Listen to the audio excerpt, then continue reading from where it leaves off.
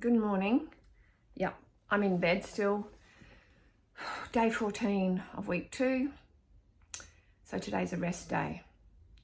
When I did the video last week, I wasn't planning on a rest day. I kind of thought, well, you just got to keep moving each day. And Barton was saying to me, it's good if you can do a bit of movement each day. And I didn't kind of think too much about it. But when I finished doing the video, the morning got away from me and I had to meet Barb for lunch. I just didn't have time. And then I realised how much, I didn't have the fuel to do anything in the afternoon. I needed a rest day, non-negotiable. I'm not a religious person, but on the 7th day they rested. And to me, I've got to be really, really careful as a recovering addict.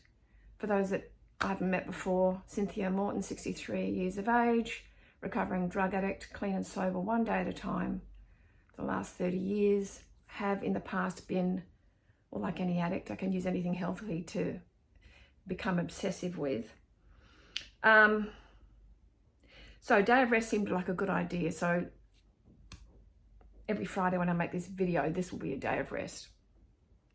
I was really good after having that day off with Barb. But that being said, I've had a few heart-to-hearts with Barton this week. Again, maintaining that I don't want to activate my addiction. And in the past, I think I mentioned in my last video, the first time I worked with a personal trainer, very early recovery, he became like a drug dealer for me. I felt like I had to please him and get his approval, and it became a grueling regime where I used it. Well, it became punishing. There's obsessive compulsive, which is fear-driven and punishing. And passionate discipline is love-driven, and it's nourishing and helpful. So that's the day of rest thing. But I also had to explain to Barton, I'm not going to count calories and I am not going to count steps. I'm not going to wear, and look, I certainly am not having a go at anybody that does count steps and does count calories. I mean, you do you, whatever works for you. And I think that's the most important thing about health and fitness. You've got to do what works for you, that your vanity doesn't compromise your sanity, that you can maintain. Now, I've done the counting, before I got clean and sober, I was bloody counting calories, and, it's just, to me, it'll send me crazy. I'm already not the most sanest person you'll meet, so any crazier is not a good thing. But that being said, I'm a woman who every morning mostly likes to check in on what my weight's doing. I check in on my bank balance. That is just something I do just to know whether I'm regressing or progressing. And when I started this, as you know, I'm 179 centimeters. I was 72.1 kilos. I'm not doing this to lose weight. I'm certainly not doing it to gain weight. I don't want to become a bigger, bulkier woman that, yes, is really toned, but looks too masculine. Not interested in that. I like being feminine and curvy. I don't mind getting leaner, but I don't want to get bulkier. And so I think I mentioned in the last video, I started off at 72.1. I went up to 73 point, I've got my little diary here, went up to 73.5 in the first week, which, Barton, and we all, we know about the, you're retaining fluid, your body's in shock, blah, blah. Then and I think I've written in my blog on Facebook and Insta, on day 10, which was the Monday morning of week 2, I woke up, I just wanted to cry. I was so damn tired. I was doing 4 gym sessions and supposedly 3 treadmill, which I couldn't manage. But to do 4 gym sessions, I have early clients. I have to get up at 3. My prayer and meditation is non-negotiable. I was not going to give that up. My journaling, that's an hour for me every morning. So to get up, do my prayer and meditation, squeeze myself into activewear, drive to a gym, do a workout, drive back. It was a 3 a.m. start. I'm normally a 5 a.m. person. I was just getting too tired. I call 3 a.m. fuck off o'clock, and it just was not working for me. And then to do my treadmill is a 4 a.m. start, which is manageable. I can do that.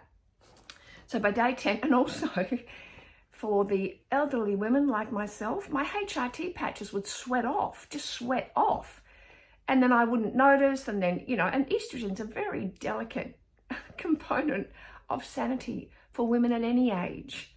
So I think the Tyrion tragic day 10 meltdown could have been, you know, I did also notice that morning my patch had come off. And then the other morning, Ran got out of bed and said, your patch is on me. So God knows how the estrogen helped him throughout the day. Okay, so a bit of a wrap up. I don't want to make this one too long. I know the first one was quite long. That being said, some people private messaged me and really enjoyed watching it. It took a day to load onto YouTube. Anyway, I don't know how long this one's going to take. I'll do my best.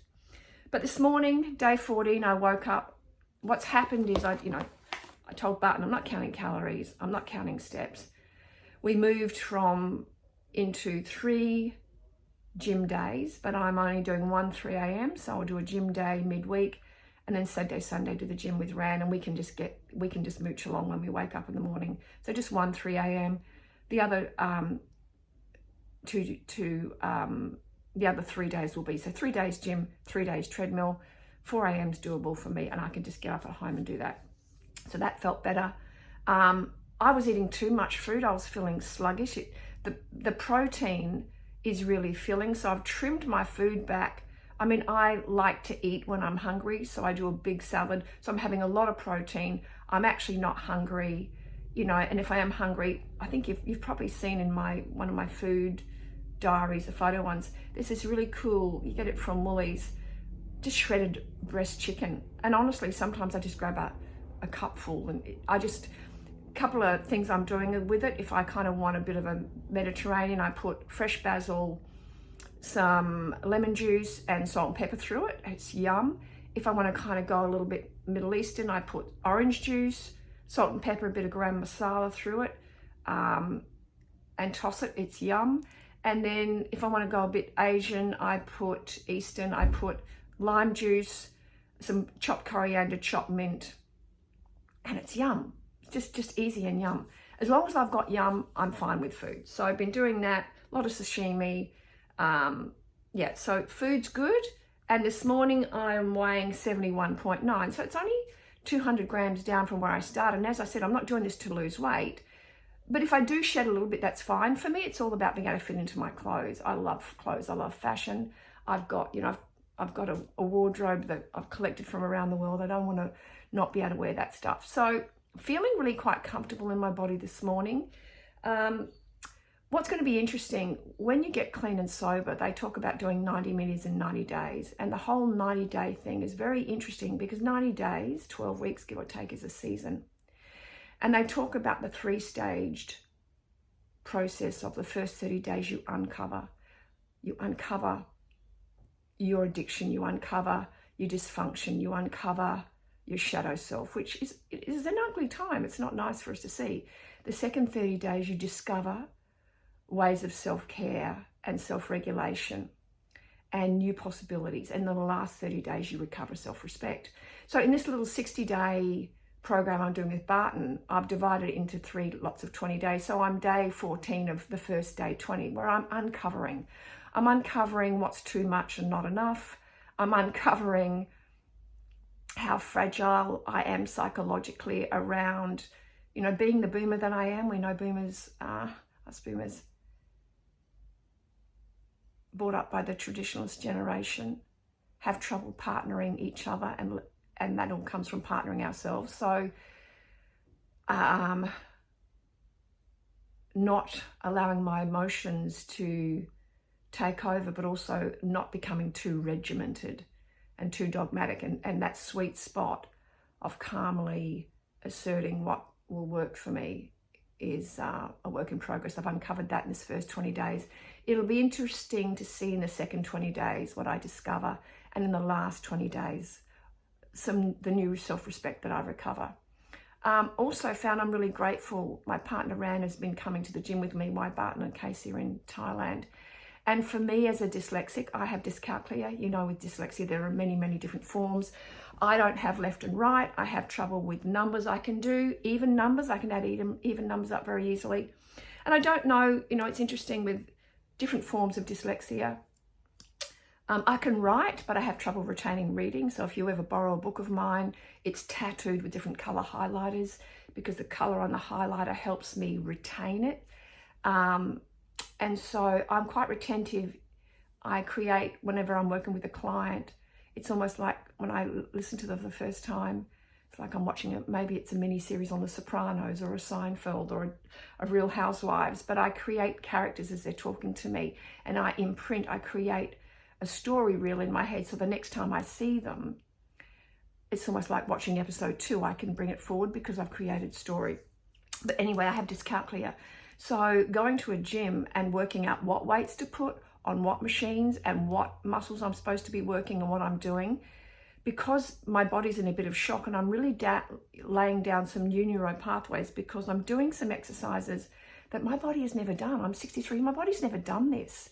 And so to have Ran there to look after the weights, to show me what I'm doing, because also too, to read what weight, I've got to get up, because to read close up, I need glasses and to see close up, but I'm great long distance. So I've got to get up, get my glasses. So it's, I wouldn't have coped in doing all the stuff in the gym that Barton gave me without some help. I just wouldn't have. I would have guessed. So that's a really important thing for me to know. And I also have been pondering, and again, I'm no expert, and I'm just pondering the question. I have many clients that have had severe trauma and also have forms of dyslexia. Some people have mirror imaging, and I'm not saying everyone that's had dyslexia is traumatized, but what I notice in my client base, it's a very common coupling. And I do remember as a little girl doing maths homework, because I'm a creative, I'm very heavily right brain, I'm very creative. And I remember doing maths homework at 7, 8, and just not getting what my father was saying. And my father was a very violent, scary man. And if I got it wrong, he would just clip me across the head, and I'd fly across the room. So the adrenaline and the cortisol around numbers. And so whether it's nature or nurture, whether I was born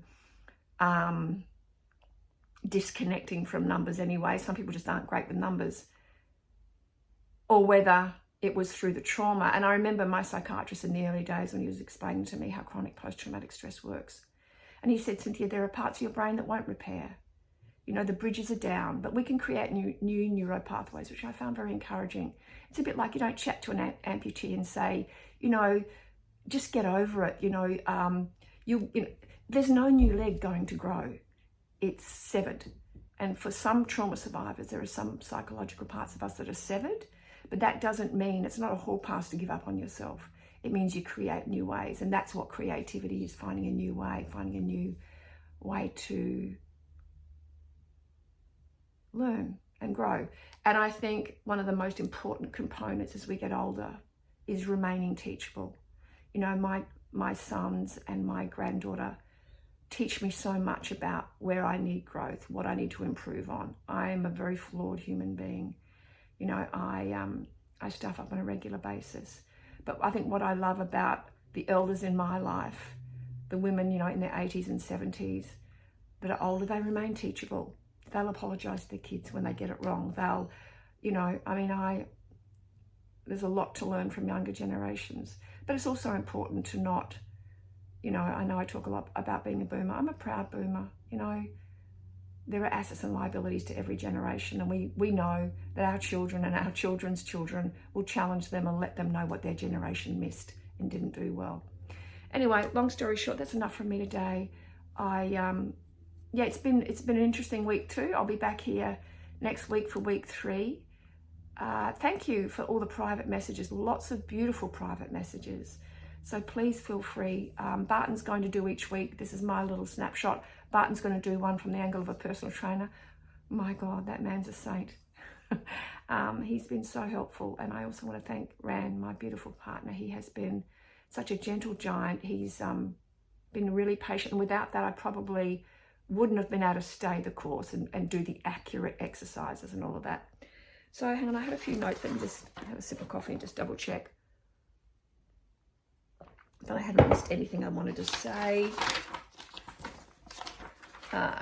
Dyslexia, uncover, discover. Yeah, that's it. Yeah, okay.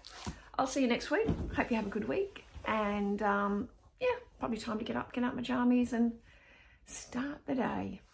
Okay, take care. Bye.